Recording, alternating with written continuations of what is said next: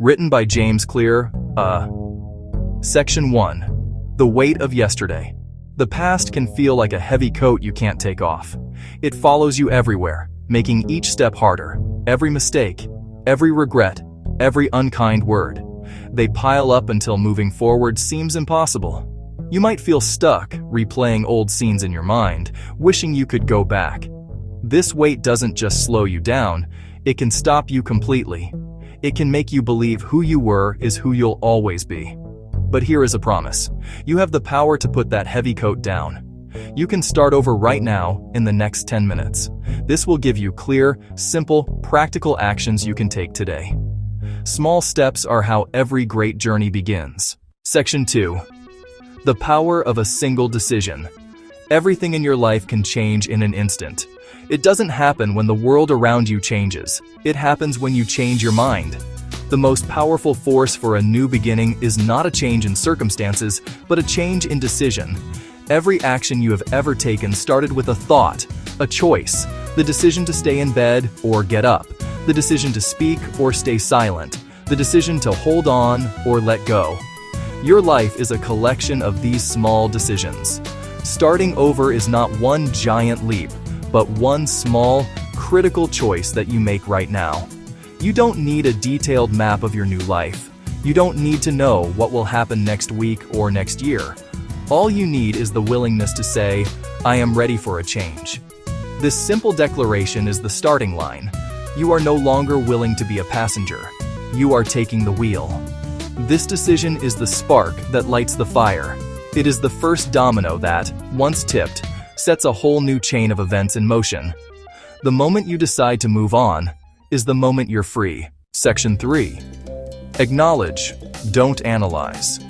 Once you decide to move on, old memories and feelings will still surface. This is normal.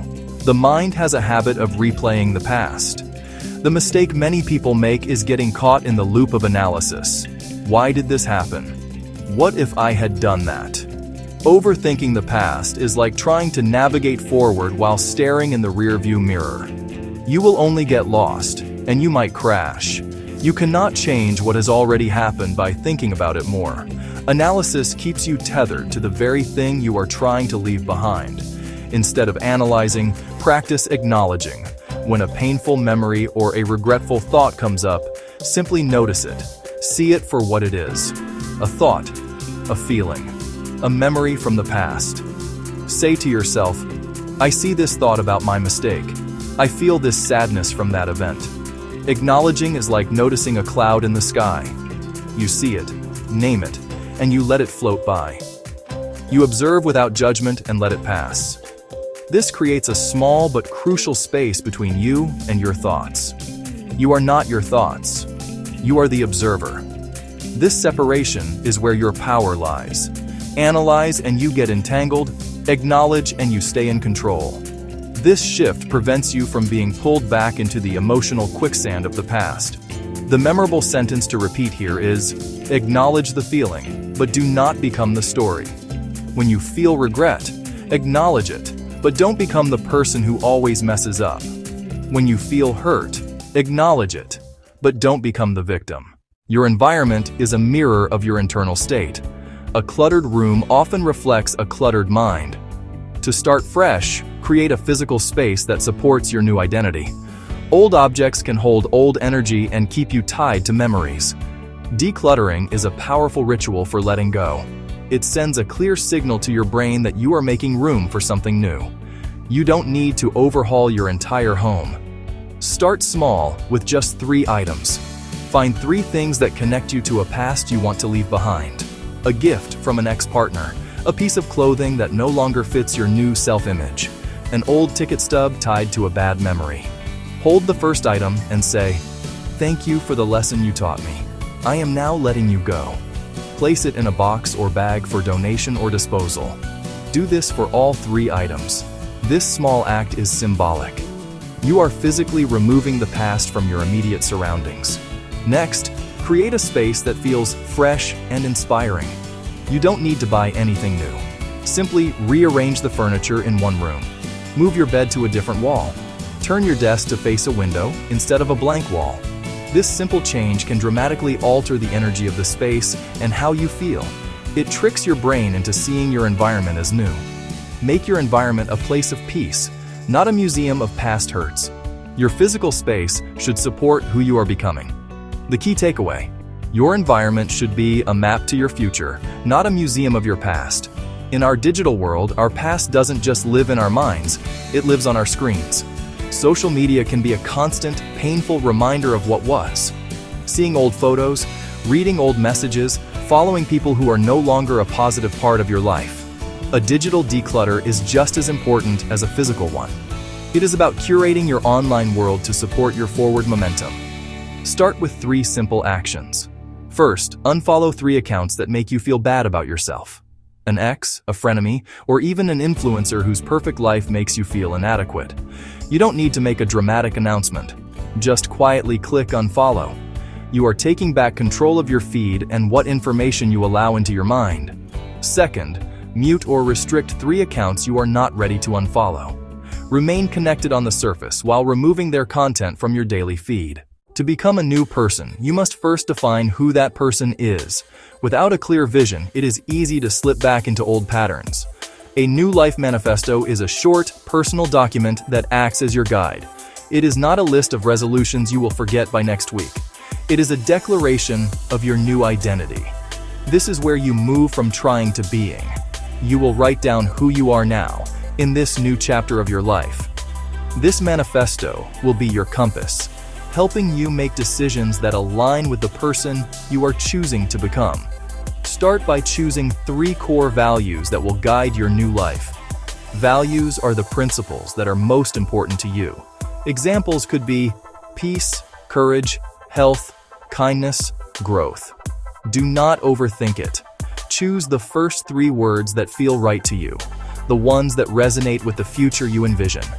Write them down. These 3 words are the pillars of your new identity. Every major decision you make should be filtered through them. Next, underneath your values, define 3 daily habits that the new you will practice. Habits are the building blocks of identity. Every action you take is a vote for the type of person you wish to become.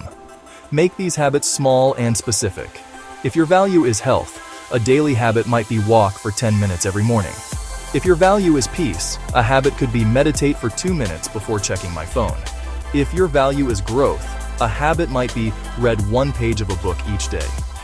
The final and most important step is to rephrase these habits as I am statements. Instead of writing, I will try to walk for 10 minutes, write I am a person who moves my body every day. Instead of I will try to meditate, write I am a calm and peaceful person. This shift in language is crucial. Your manifesto is your proof. You are the average of the 5 people you spend the most time with. This is not just a catchy phrase. It is a fundamental truth about human nature. The people in your inner circle influence thinking, self-esteem, habits, decisions. Their energy, whether positive or negative, is contagious. To successfully start over, evaluate your support system. Identify the 5 people you interact with most frequently. Family, friends, co-workers, partners. Write their names down. Next to each name, think about how you feel after you interact with them. Energized, inspired, supported, or drained. Anxious, criticized. Be brutally honest. Use a plus sign for people who lift you up and a minus sign for people who pull you down. This isn't about labeling people good or bad. It's about understanding their effect on you. Maximize time with plus people. Minimize time with minus people. For those who energize you, connect more. Send a text, schedule a call, plan a coffee meeting. Tell them you appreciate them. Dealing with minus people needs care. You don't always have to cut them out, especially family or close colleagues. Create gentle distance. Respond to texts more slowly. Keep conversations shorter. Politely decline one-on-one hangouts. Use a simple script. Thank you for thinking of me, but I can't make it. You don't owe anyone a long explanation. Remember, your peace is your priority, and you have the right to protect it. Building a supportive environment is not selfish, it's essential for growth. Holding on to anger and resentment is like drinking poison and expecting the other person to get sick. The bitterness you carry only hurts you. It keeps you chained to the past and prevents you from fully embracing your new beginning. Forgiveness is often misunderstood. It is not about saying that what happened was okay. It is not about forgetting the pain. It is not about reconciling with the person who hurt you. Forgiveness is an act of self-liberation. It is the conscious decision to release the burden of anger and reclaim your emotional energy for yourself. The most important person you need to forgive is often yourself. We can be our own harshest critics, replaying our mistakes over and over. You did the best you could with the knowledge and resources you had at the time. To move forward, offer yourself the same grace you might offer a friend. Here is a simple, 2-line script for self-forgiveness. Close your eyes, place a hand over your heart, and say these words to yourself. I forgive myself for not knowing then what I know now. I release this burden and choose peace instead. Repeat it as many times as you need. Feel the intention behind the words. This is not about instantly erasing the memory, but about changing your relationship with it. Each time you choose forgiveness over resentment, you take another step away from the past and toward your future. We have covered the essential steps to begin your new life. Make the decision. Clear your physical and digital spaces. Define your new identity. Build your support system. Practice forgiveness.